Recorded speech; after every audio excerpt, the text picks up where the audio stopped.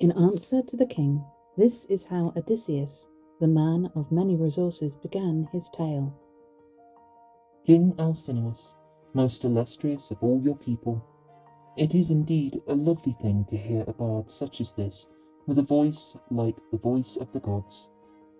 I myself feel that there is nothing more delightful than when the festive mood reigns in the hearts of all the people, and the banqueters listen to a minstrel from their seats in the hall, while the tables before them are laden with bread and meat, and a steward carries round the wine he has drawn from the bowl, and fills their cups.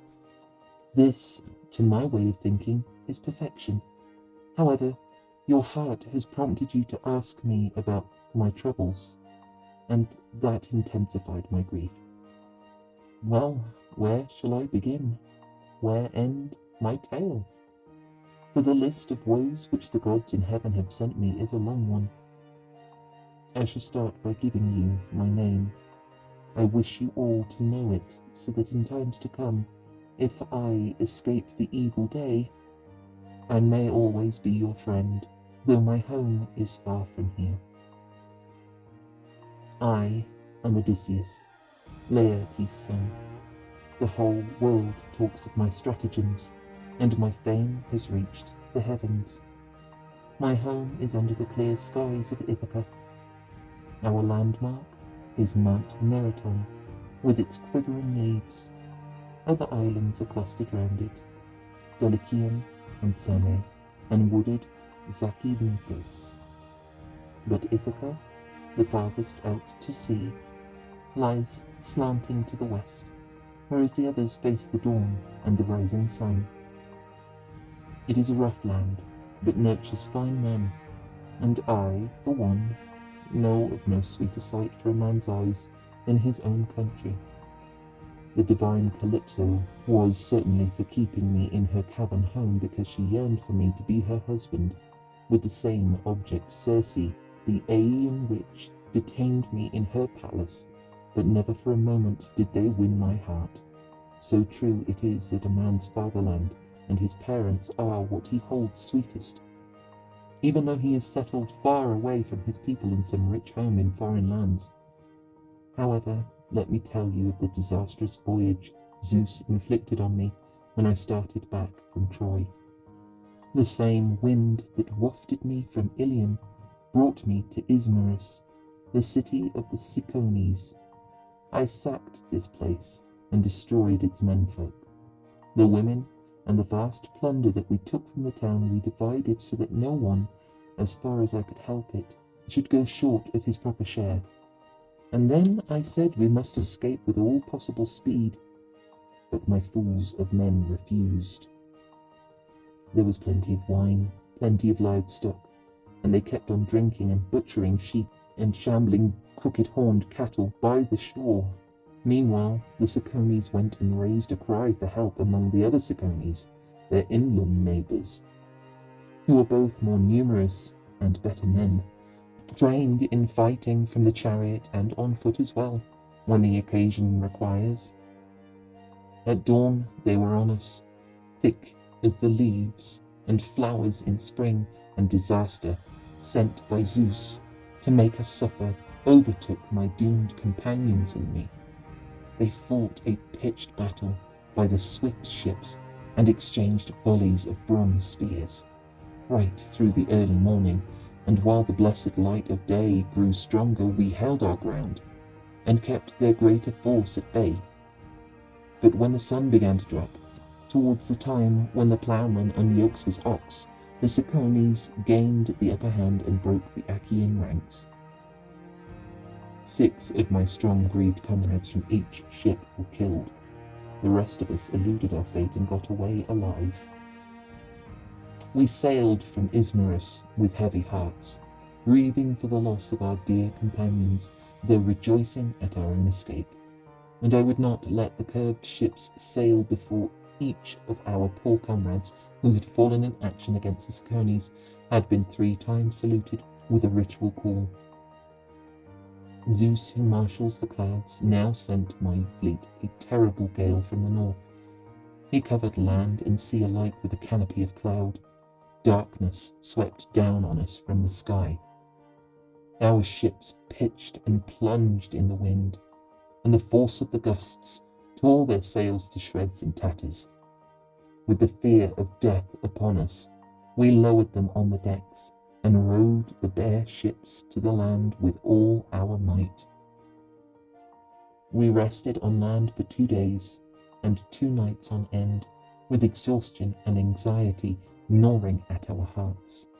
But on the 3rd morning, which bright-haired dawn had ushered in, we stepped the masts, hauled up the white sails, and took our places in the ship. The wind and the helmsman kept our vessels straight. In fact, I should have reached my own land safe and sound, had not the swell, the current, and the north wind combined, as I was rounding Malea, to drive me off my course and send me drifting past Cythera. For 9 days I was chased by those accursed winds across the teeming seas. But on the 10th we reached the country of the Lotus-Eaters, a race that eat the flowery lotus fruit. We disembarked to draw water, and my crews quickly had a meal by the ships. When we had eaten and drunk, I sent some of my followers inland to find out what sort of human beings might be there, detailing 2 men for the duty, with a 3rd as herald. Off they went, and it was not long before they came upon the Lotus-Eaters. Now, these natives had no intention of killing my comrades. What they did was to give them some lotus to taste. Those who ate the honeyed fruit of the plant lost any wish to come back and bring us news. All they now wanted was to stay where they were with the Lotus-Eaters, to browse on the lotus, and to forget all thoughts of return. I had to use force to bring them back to the hollow ships, and they wept on the way, but once on board I tied them up and dragged them under the benches. I then commanded the rest of my loyal band to embark with all speed on their fast ships, for fear that others of them might eat the lotus and think no more of home. They came on board at once, took their places at the oars, and all together struck the white surf with their blades. So we left that country and sailed with heavy hearts, and we came to the land of the Cyclopses, a fierce, lawless people who never lift a hand to plant or plough, but just leave everything to the immortal gods. All the crops they require spring up unsown and untilled, wheat and barley and vines with generous clusters that swell with the rain from the heaven to yield wine. The Cyclopses have no assemblies for the making of laws, nor any established legal codes, but live in hollow caverns in the mountain heights, where each man is lawgiver to his own children and women, and nobody has the slightest interest in what his neighbours decide. Not very far from the harbour of the Cyclops' country, and not so near either, there lies a luxuriant island covered with woods, which is the home of innumerable goats. The goats are wild, for the footsteps of man never disturb them, nor do hunters visit the island, forcing their way through forests and ranging the mountain tops. Used neither for grazing nor for ploughing, it lies forever unsown and untilled, and this land where no man goes supports only bleating goats. The Cyclopses have nothing like our ships. With their crimson prows, they have no shipwrights to build, merchantmen that could give them the means of sailing across the sea to visit foreign towns and people, as other nations do. Such craftsmen would have turned the island into a fine colony for the Cyclops. It is by no means a poor country, but capable of yielding any crop in due season. Along the shore of the Grey Sea there are lush water meadows, where the grapes would never fail. There is land level enough for the plough, where they could count on cutting a tall standing crop at every harvest, because the subsoil is exceedingly rich. Also it has a safe harbour, in which there is no need of moorings, no need to cast anchor or make fast with horses. All your crew need do is beach their ship and wait till the spirit moves them and the right wind blows. Finally, at the head of the harbour there is a stream of fresh water, running out of a cave in a grove of poplar trees. This is where we came to land. Some god must have guided us through the murky night, for it was impossible to see ahead. The ships were in a thick fog, and not a gleam of light came through from the moon, which was obscured by clouds. Not a man among us caught sight of the island, nor did we even see the long breakers rolling up the coast, before our good ships ran aground. It was not till they were beached that we lowered sail. We then jumped out onto the shore, fell asleep where we were, and so waited for the blessed light of day. As soon as dawn appeared, fresh and rosy-fingered, we were delighted with what we saw of the island, and set out to explore it. Presently the nymphs, those children of Zeus, set the mountain goats on the move to ensure my companions a meal. Directly we saw them, we fetched our curved bows and our long spears from the ships, separated into 3 parties, and began shooting at the goats. And in short time the god had sent us plenty of game. When it was shared out, 9 goats were allotted to each of the 12 ships under my command. But to me alone they made an allotment of 10. So the whole day long, till the sun set, we sat down to rich supplies of meat and mellow wine, since the ships had not yet run dry of our red vintage. There was still some in the holds, for when we took the sacred citadel of the Cicones, every member of the company had drawn off a generous supply in jars. There we sat, and as we looked across at the neighbouring land of the Cyclops, we could see the smoke from their fires and hear their voices and the bleating of their sheep and goats. The sun went down, night fell, and we lay down to sleep on the seashore. As soon as dawn appeared, fresh and rosy-fingered, I assembled my company and spoke to them. "My good friends," I said, "for the time being stay here, while I go in my ship with my crew to find out what kind of men are over there, and whether they are aggressive savages with no sense of right and wrong, or hospitable and God-fearing people."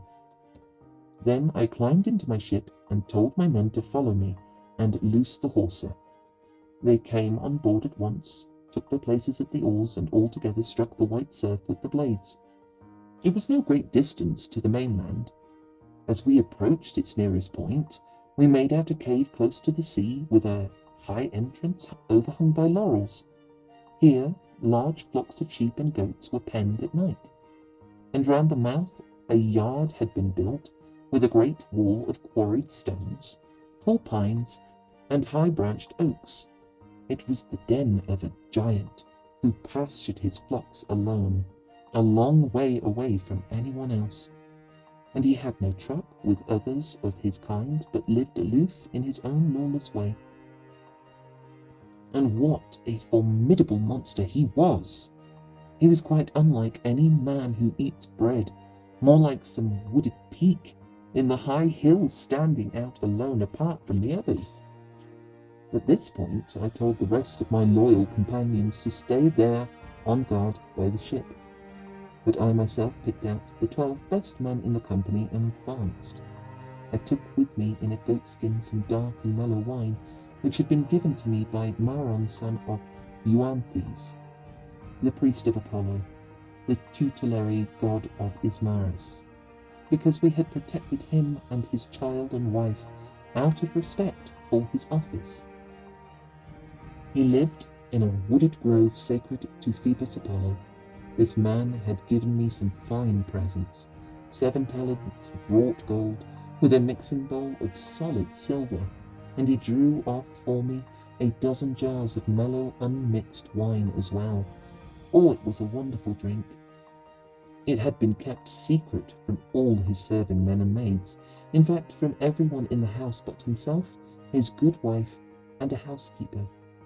To drink this red and honeyed vintage, he would pour 1 cupful of wine into 20 of water, and the bouquet that rose from the bowl was pure heaven. Those were occasions when abstinence could have no charms. Well, I filled a big goatskin with this wine, and also took some food in a bag with me, for I had an instant foreboding that we were going to find ourselves face to face with some barbarous being of colossal strength and ferocity, uncivilized and unprincipled. It took us very little time to reach the cave, but we did not find its owner at home. He was tending his fat sheep in the pastures. So we went inside and looked in amazement at everything. There were baskets. Wait, you broke into somebody's home, man. Come on. There were baskets laden with cheeses, and the folds were thronged with lambs and kids, each group, the spring ones, the summer ones, and the newborn ones, being separately penned. All his well-made vessels, the pails and bowls he used for milking, were swimming with whey. To start with, my men begged me to let them take away some of the cheeses. But that's stealing. Then come back, drive the kids and lambs quickly out of the pens down to the good ship. I mean, obviously they're not opposed to stealing. They sacked the city on the way there. And so set sail across the salt water. But though it would have been far better so, I was not to be persuaded. I wished to see the owner of the cave and had hopes of some friendly gifts from my host. But when he did appear, my men were not going to find him a very likeable character. We lit a fire, made an offering to the gods, helped ourselves to some of the cheeses. Oh, Jesus. And when we had eaten, we sat down in the cave to await his arrival. At last he came up, shepherding his flocks and carrying a huge bundle of dry wood to burn at supper time. With a great crash, he threw this down inside the cavern, giving us such a fright that we hastily retreated to an inner recess. Meanwhile, he drove some of his fat flock into the wider part of the cave.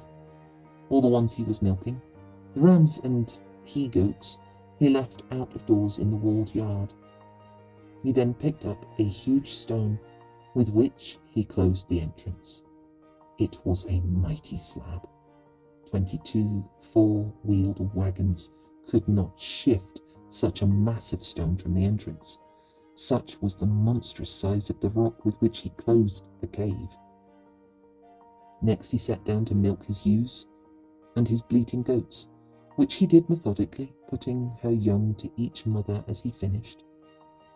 He then curdled half the white milk, collected the whey, stored it in wicker cheese baskets. The remainder he left standing in pails so that it would be handy at supper time when he wanted a drink. When he had efficiently finished all of his tasks, he relit the fire and spied us. "Strangers," he cried. "and who are you? Where do you come from over the watery ways? Is yours a trading venture, or are you cruising the main on chance, like roving pirates who risk their lives to ruin other people?" Our hearts sank. The booming voice and the very sight of the monster filled us with panic. Still, I managed to find words to answer him. "We are Achaeans," I said, "on our way back from Troy, driven astray by contrary winds across a vast expanse of sea.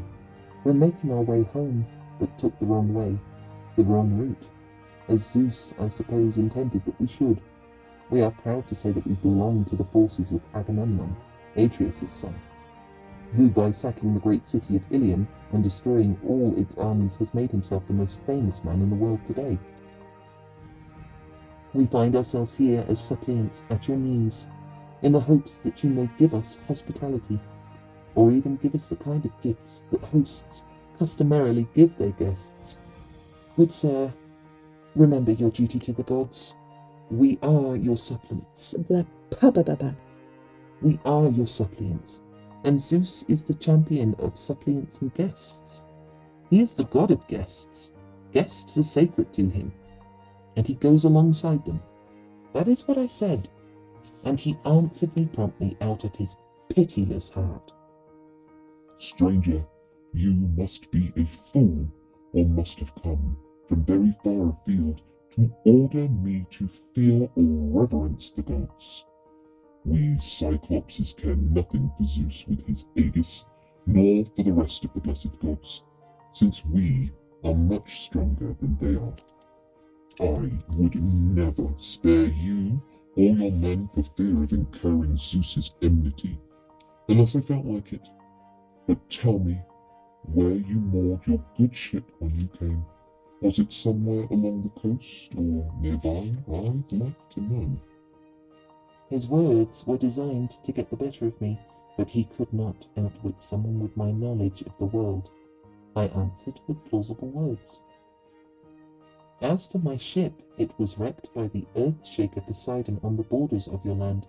The wind had carried us on to a lee shore.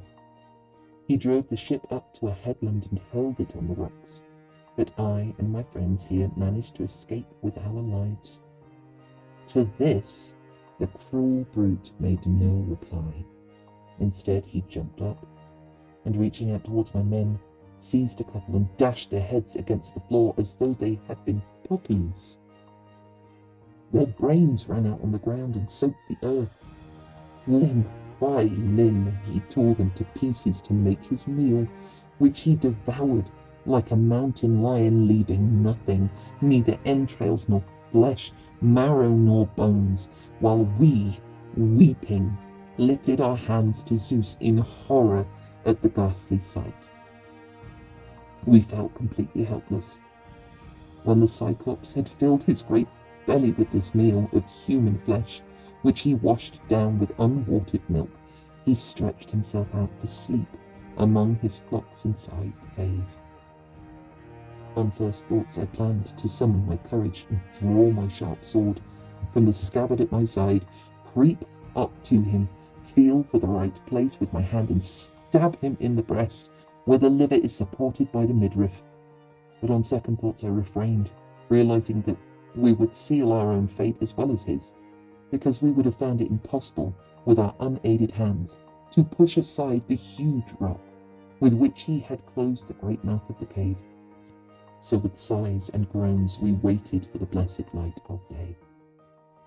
As soon as dawn appeared, fresh and rosy-fingered, the Cyclops relit the fire, milked his splendid ewes and goats, all in their proper order, putting her young to each. Having efficiently completed all these tasks, he once more snatched up a couple of my men and prepared his meal.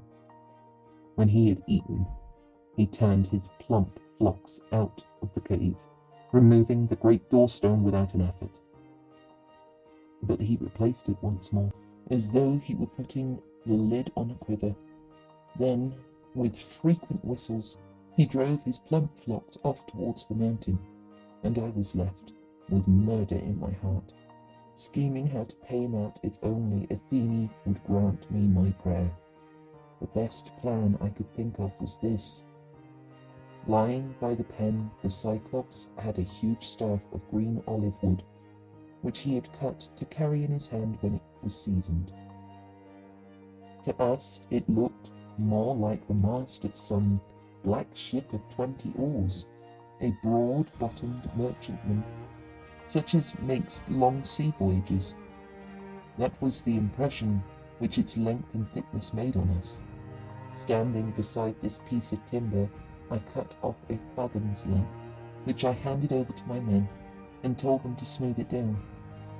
When they had done this, I stood and sharpened it to a point. Then I hardened it in the fire, and finally I carefully hid it under the dung, of which there were great heaps scattered throughout the cave. I then told my company to cast lots for the dangerous task of helping me to lift the pole and twist it into the Cyclops' eye when he was sound asleep.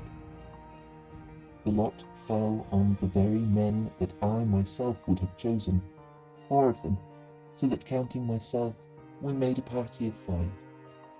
Evening came, and with it the Cyclops, shepherding his plump flocks, every one of which he herded into the broad cave, leaving none out in the walled yard, either because he suspected something or because a god had ordered him to. He lifted the great doorstone, set it in its place, and then sat down to milk his ewes and bleating goats, which he did methodically, giving each mother its young one in due course. When he had efficiently completed all of these tasks, He once more snatched 2 of us and prepared his supper. Then, with an olive wood bowl of my dark wine in my hands, I went up to him and said, "Here, Cyclops, have some wine to wash down that meal of human flesh, and find out for yourself what kind of vintage was stored away in our ship's hold.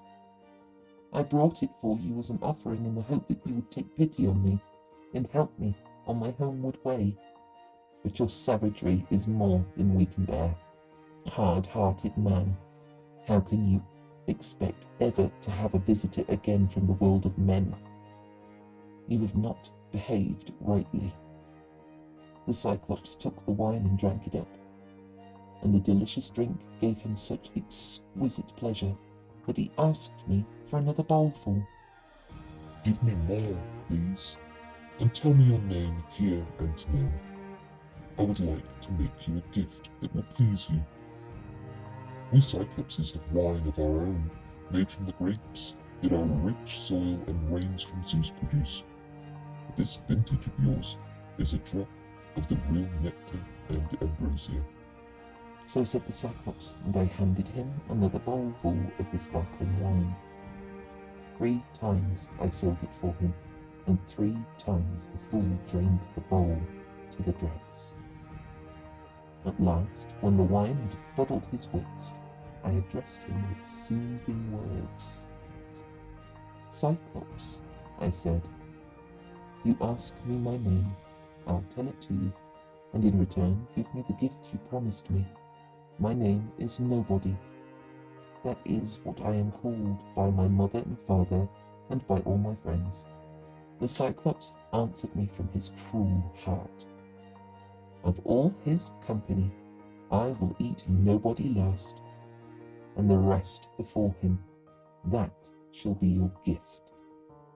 He had hardly spoken before he toppled over and fell face upwards on the floor, where he lay with his great neck twisted to one side, and all compelling sleep overpowered him. In his drunken stupor, he vomited, and a stream of wine mixed with morsels of men's flesh poured from his throat.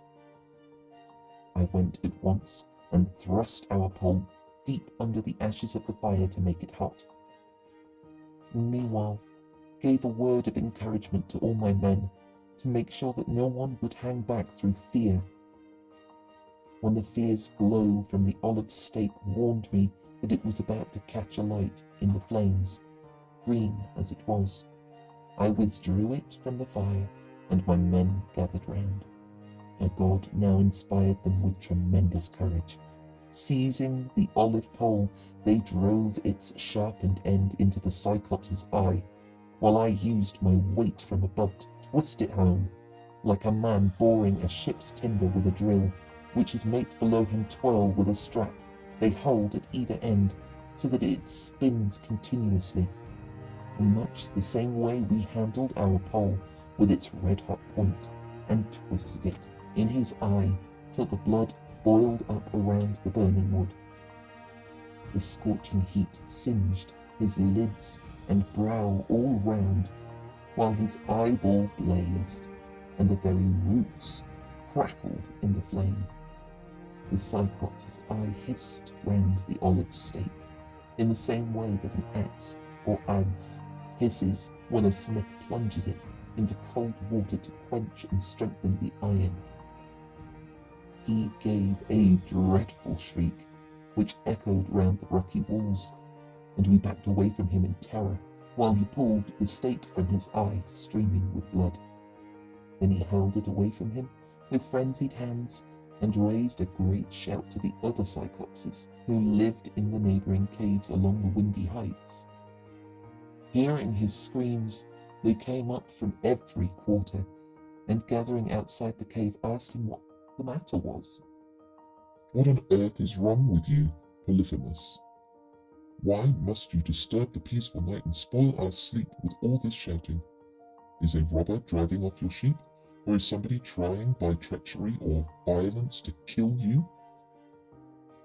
Out of the cave came mighty Polyphemus's voice in reply. Oh, my friends, It's nobody's treachery, not violence, that is doing me to death. Well then, came the immediate reply, if you are alone and nobody is assaulting you, you must be sick, and sickness comes from Almighty Zeus and cannot be helped. All you can do is to pray to your father, the Lord Poseidon. And off they went, while I laughed to myself at the way in which my cunning notion of a false name had taken them in. The Cyclops, still moaning in agonies of pain, groped about with his hands and pushed the rock away from the mouth of the cave. Then he sat himself down in the doorway and stretched out both arms, in the hope of catching us in the act of slipping out among the sheep. What a fool he must have thought me. Meanwhile, I was cajoling my brains for the best possible course, trying to hit on some way of saving my friends as well as myself. I thought up plan after plan, scheme after scheme. It was a matter of life or death. We were in mortal peril. This was the scheme that eventually seemed best. The rams of the flock were of good stock, thick-fleeced, fine, big animals in their coats of black wool. These I quietly lashed together with the plaited willow twigs, which the inhuman monster used for his bed. I took them in threes. The middle one was to carry one of my followers, with its fellows on either side to protect him. Each of my men thus had 3 rams to bear him, but for myself I chose a full-grown ram who was the pick of the whole flock, seizing him by the back. I curled myself under his shaggy belly and lay there upside down, with a firm grip on his wonderful fleece, and with patience in my heart. In this way, with sighs and groans, we waited for the blessed dawn. As soon as she arrived, fresh and rosy-fingered, the he-goats and the rams began to scramble out and make for the pastures, but the females, unmilked as they were, with udders full to bursting, stood bleating by the pens. Their master, though tortured and in terrible agony, passed his hands along the backs of all the animals as they stopped in front of him. But the idiot never noticed that my men were tied under the chests of his own woolly rams. The last of the flock to come up to the doorway was the big ram, burdened by his own fleece and by me, with my thoughts racing. As he felt him with his great hands, the great Polyphemus broke into speech. Sweet ram, He said, why are you the last of the flock to pass out of the cave like this? You have never before lagged behind the others, but always step so proudly out, and are the first of them to crack the lush shoots of the grass, first to make your way to the flowing stream, and first to want to return to the fold when evening falls. Yet today you are the last of all. You must be grieved for your master's eye, blinded by a wicked man and his accursed friends, when he had robbed me of my wits with wine. Nobody was his name, and I swear that he has not yet saved his skin. Ah, if only you could feel as I do and find a voice to tell me where he's hiding from my fury. I'd hammer him and splash his brains all over the floor of the cave, and my heart would find some relief from the suffering which that nothing, that nobody has caused me. So he let the ram pass through the entrance, and when we had put a little distance between ourselves and the courtyard of the cave, I first let go my ram, and then untied my men. Then, quickly, though with many a backward look, we drove our long striding sheep and goats, a rich fat flock, right down to the ship. My dear companions were overjoyed when they caught sight of us survivors, but broke into loud lamentations for the others. With nods and frowns I indicated silently that they should stop their weeping, and hurried to bundle the fleecy sheep and goats on board and put to sea. So they went on board at once, took their places at the oars, and all together struck the white water with the blades. But before we were out of earshot, I shouted out derisive words at Polyphemus. Cyclops! So he was not such a weakling after all, the man whose friends you meant to overpower and eat in your hollow cave, and your crimes were bound to catch up with you, you brute, who did not shrink from devouring your guests. Now Zeus and all the other gods have paid you out. My words so enraged the Cyclops that he tore the top of a great pinnacle of rock and hurled it at us. The rock fell just ahead of our blue-painted bows. As it plunged in, the water surged, and the backwash, like a swell from the open sea, swept us landward and nearly drove us onto the beach. Seizing a long pole, I pushed the ship off at the same time, commanding my crew with urgent nods to bend their oars, to save us from disaster. They leant forward and rowed with a will, but when they had taken us across the water to twice our previous distance, I was about to shout something else to the Cyclops. But from all parts of the ship, my men called out, trying to restrain and pacify me. Why do you want to provoke the savage in this obstinate way? The rock he threw into the sea just now drove the ship back to the land, and we thought it was all up with us. Had he heard a cry, or so much as a word, from a single man, he'd have smashed in our heads, and the ship's timbers with another jagged boulder from his hand. We're within easy range for him. But my temper was up, and their words did not dissuade me, and in my rage I shouted back at him once more.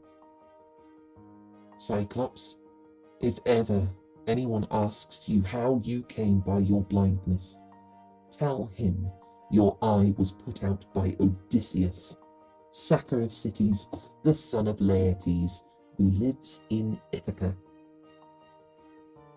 The Cyclops gave a groan.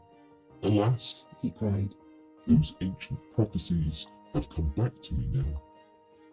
We had a prophet living with us once, a great and mighty man, Uranus' son, Telemus, the best of soothsayers, who grew old as a seer among us Cyclopses. All that has now happened, he foretold, when he warned me that a man called Odysseus would rob me of my sight. But I always expected some big, handsome man of tremendous strength to come along, and now a puny, feeble, good-for-nothing fuddles me with wine and then puts out my eye. But come here, Odysseus, so that I can give you some friendly gifts, and prevail on the great earth-shaker, Poseidon, to see you safely home, for I am his son, and he is proud to call himself my father. My father's going to hear of this. He is the one who will heal me, if he is willing, a thing no other blessed god nor any man on earth could do. To which I shouted in reply, I only wish I could make as sure of robbing you of life and breath and sending you to hell, as I am certain that not even the earth-shaker will ever heal your eye. At this the Cyclops lifted up his hands to the starry heavens and prayed to the Lord Poseidon. Hear me, Poseidon, sustainer of the earth, god of the sable locks. If I am yours indeed and you claim me as your son, grant that Odysseus, sacker of cities and son of Laertes, may never reach his home in Ithaca. But if he is destined to see his friends again, to come once more to his own house and reach his native land, let him come late, in wretched plight, having lost all his comrades in a foreign ship, and let him find trouble in his home. So Polyphemus prayed, and the god of the sable locks heard his prayer.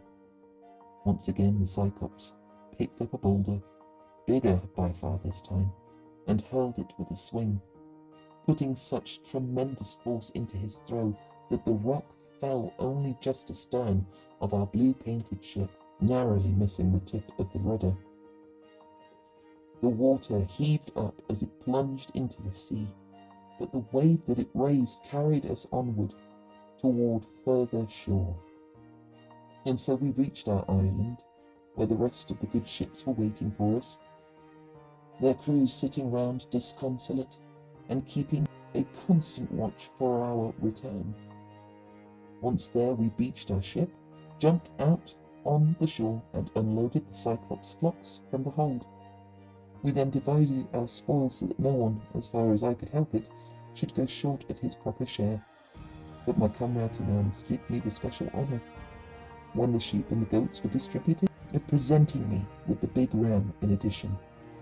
Him I sacrificed on the beach, burning slices from his thighs as an offering to Zeus of the black clouds, the son of Cronus, who is lord of us all. But Zeus took no notice of my sacrifice. His mind must already have been full of plans for the destruction of all my fine ships and of my loyal band. So the whole day long, till sundown, we sat and feasted on our rich supply of meat and mellow wine.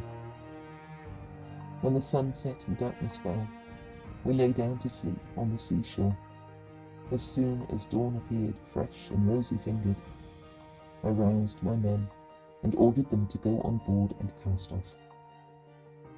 They climbed on board at once, took their places at the oars, and all together struck the white surf with the blades. Thus we left the island and sailed on with heavy hearts, grieving for the dear friends we had lost, but glad at our own escape from death.